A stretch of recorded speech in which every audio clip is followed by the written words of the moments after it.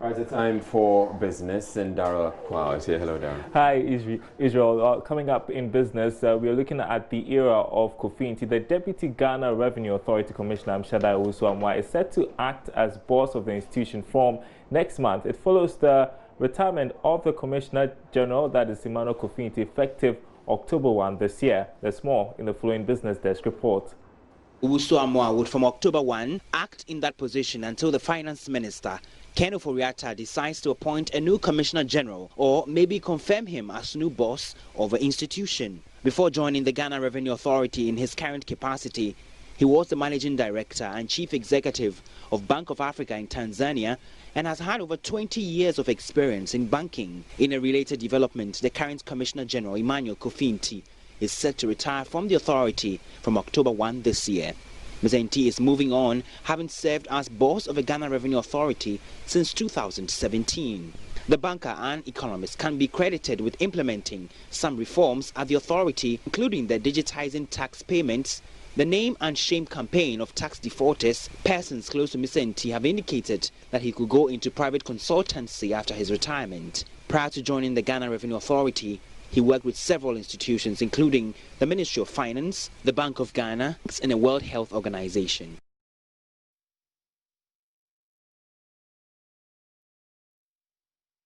So what would be the legacy of the GRA boss, Emmanuel Kofi Nti? That is a question I posed to the Executive Director of the Policy Initiative for Economic Development, Daniel Amate-Eni.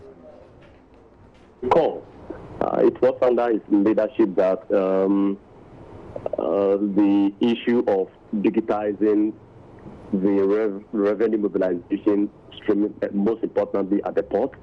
I think it's one of the key reforms. It was something that the Vice President has said over and over, why even he was in opposition, and when he became the Vice President of the Republic, he was very keen, and then actually he was in charge at the time of the implementation. And it's one of the key reforms taking into consideration our fourth Republican political economy. So one would have, alluded to the fact that once he's the man in charge at the time where, digitalization of the port and then revenue mobilization is concerned, the credit ought to be connected to him. So I think one of the key things that we will remember him for is the effort and his contribution to making sure we go technology by way of mobilizing resources in a more efficient manner than the usual human interface or let's say the paper way of mobilizing revenue. So I think being in charge at the point of doing so, he ought to be recommended for that particular. In other news, Professor of Economics Eric Osei-Sibe says the local currency could depreciate further, reaching 6 cedis to $1 if the managers of the economy fail to put in place the right measures to mitigate the current risk posed to it. A UK-based research firm, the Economist Intelligence Unit, has predicted that the Ghana cedi will hit 6 cedis to $1 by 2020, as it may suffer some external pressures that may cause the depreciation even faster next year. In an interview with Joy Business, Professor Osei-Sibe said a stable exchange rate is vital for the stability of the larger economy. Prediction, but it's a possibility. It is a possibility if nothing is done, to mitigate the risk of the cedi depreciation. Of course, once we are under a floating exchange rate regime, it's always difficult for the central bank to hold down or to pin down the currency. What the central bank can do is to try to meet it some halfway to not to allow it to depreciate so fast. The stability of the exchange rate is vital for any macroeconomic stability. I mean, if you want to achieve stability in macroeconomic sense, be it fiscal, be it your growth and whatever, if you don't have a stable exchange rate, it is difficult for you to have. With fiscal, if your currency depreciates, definitely it's going to affect your fiscal projections because it's going to lead to a widening fiscal deficit because your interest service will go up. It's going to increase your debt stock. News tonight, managers of the Kumfi food processing factory say plans are underway to transfer technical knowledge to locals who work in the company. According to the firm, its current staff strength is made up of more expert trades due to the sophisticated machines it operates.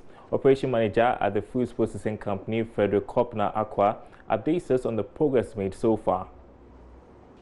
I mean, pineapple only will be boring, and we know our patrons enjoy pineapple with ginger and pineapple with other stuff. So what we have here is a base, a pineapple base with other things added. So people erroneously will call us a Kumfi pineapple factory, a Kumfi something. Our name is a Kumfi Fruits and Juices Limited, but we have a pineapple as our base. Because a Kumfi is a pineapple growing enclave, siting here will get us to do more of the pineapple here and then take advantage of other things that we'll add. So we are presenting to the market a couple of juices, which has pineapple as a base. So we have pineapple with ginger, pineapple with passion fruits, pineapple with citrus, pineapple with watermelon, the tropicals. All of that is what we are presenting to the market. So when should we see the first fruit juice from this factory? Right. The timelines have to come from the engineers. But from what I see here, we are through because we are done with the installation, and then what we are left is we're tying in the utilities. I mean the gas, the electricity, and then the water. That is what is happening at the moment. But for us, more important is that these people doing the installation are the ones who built and then sold the machines to us. With these installations finished, they are off. We think it is important to get our Ghanaian youth to come in to do the operation. And they have agreed to run a training program for us that will take another 4 weeks, we are told. Okay, so give and take. By November, we'll see our way through. But I mentioned to the other group that by close of year, we'll have Kumfi fruits and juices in the market. And finally, for this segment, a summary of some of the day's other business stories.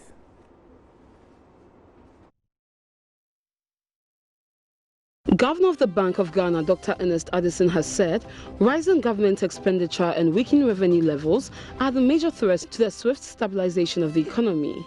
The governor said this when he answered questions from journalists after the Monetary Policy Committee meeting to review the health of the economy this week. The Bank of Ghana is taking steps to stem the dollarization of the Ghanaian economy by enforcing laws that bar the pricing of goods and services in American dollars and other foreign currencies. The dollarization of the economy has contributed to the perennial unfavorable fluctuation of the cedi and its attendant effect on inflation and cost of living.